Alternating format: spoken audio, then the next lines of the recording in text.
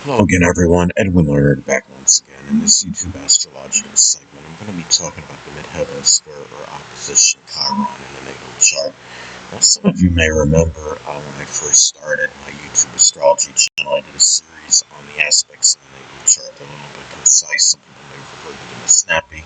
So what I decided to do is make another series on them, in which the videos would be a little bit longer and more descriptive. So anyway, first thing up is if you have the Midheaven square or opposite Chiron in a natal chart, one way it may manifest is that the career, which is the midheaven, may not be overly beneficial in terms of your emotional and physical related wounds, which is Chiron. It doesn't mean it necessarily be detrimental in those matters, but it just might not be like, as far as say the people prominent in the career as an example, may not be overly helpful on that.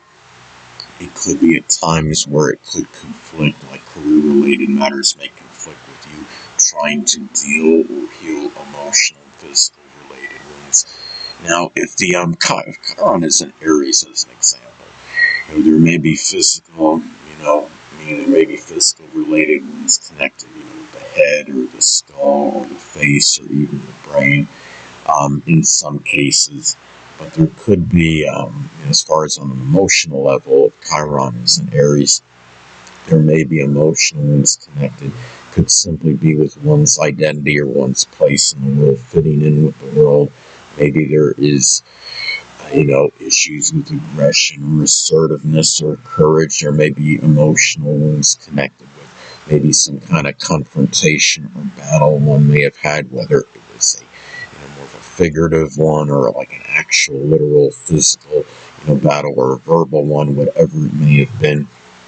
And also too, these aspects can manifest in not readily attaining success, which is the midheaven, doing something connected with healing, which is Chiron. It doesn't mean that healing, if you're doing something connected with healing, doesn't mean it's not going to be beneficial to others or yourself in some way, shape, or form.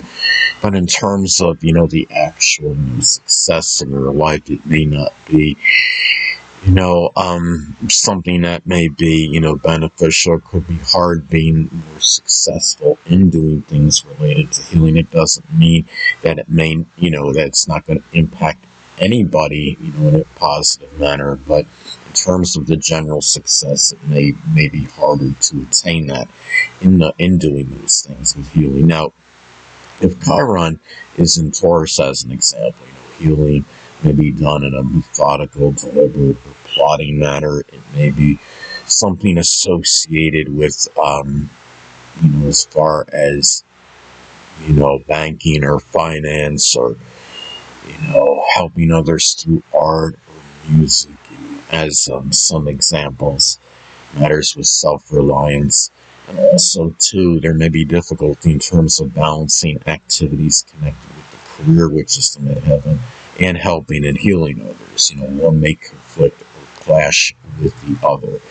And let's say, for example, if Chiron is in the zodiac sign Cancer, you may help and heal others, with a lot of dedication or devotion, a lot of tenacity.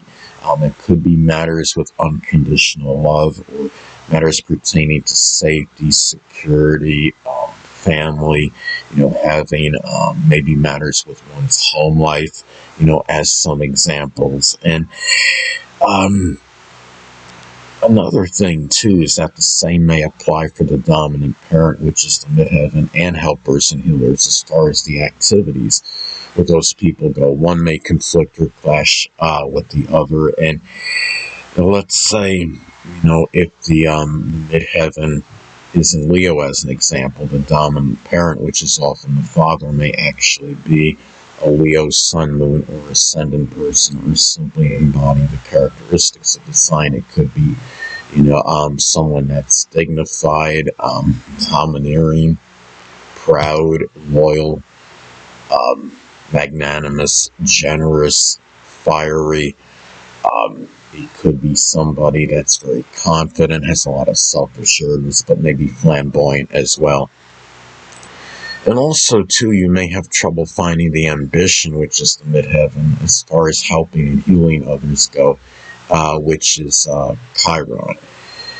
Now, if Chiron is in Scorpio, as an example, you may help and heal others through matters connected with support, whether it be moral, emotional, or monetary support. It may be doing something, with transforming or empowering people. Maybe it's something dealing with crisis situations, as some examples. And also, too, these aspects can indicate difficulty as far as concentration, which is the midheaven, dealing with one's deepest wound, which is Chiron. Now, if Chiron is in Gemini, as an example, that deepest wound one may have may be tied in with one's intellectual or cerebral ability. Maybe there's something connected with disseminating and assimilating information, or expressing, variety, versatility, being able to diversify. It could be something with manual dexterity, such as working, doing auto or refrigeration mechanics, as some examples. It could also be, another way that these aspects may manifest in the natal chart is that the dominant parent, older people, and authority figures, which is the midheaven, may not be advantageous in terms of dealing with issues associated with depleted self-esteem, which is Chiron. Now, if Chiron is, and it doesn't mean that those people are necessarily detrimental in those matters, but it can be where, those people are not advantageous because they just might not be helpful, or they may simply be away from, those matters, and just may not be, offer much assistance to you in dealing with those issues. Now, if Chiron is in Sagittarius, as an example, there may be depleted self-esteem connected. It maybe has to do with one's religion or philosophy or beliefs. It may be tied in with higher education or issues with expanding horizons, as some examples. Also, to diminish self-worth and just general suffering, which is Chiron, may more likely have an adverse effect on the qualities that are difficult to suppress, which is the midheaven. So maybe it brings out the negative qualities often that are difficult to suppress. So let's say the midheaven is in Aquarius, as an example. Maybe bring, diminished self-worth and suffering may bring out, negative qualities that are difficult to suppress, which can include, being maybe idiosyncratic or bizarre behavior, rebellious, very non-conforming qualities, overly eccentric, type behavior, as some examples. Also, too, the dominant parent, older people, and authority figures, which is the midheaven, may not be auspicious in matters connected with pain and anguish, which is Chiron. Again, doesn't mean they're necessarily to one's detriment in those matters, but it can be where those people just may not be overly favorable in dealing with pain and anguish. They just may not be helpful, may be away from you during, those times often. So, if you have Chiron in Capricorn, as an example, there may be pain and anguish one has to deal with often. It may be connected with one's success in life. Maybe it has to do with career-related endeavors, social status, one's stature in life, expressing ambition. It may be, could be issues that one may deal with in terms of structure and discipline in one's life, as some examples. And in physical related pain, if Chiron is in Capricorn, may be tied in with the knees, the bones, the joints, or the hamstrings, as some examples.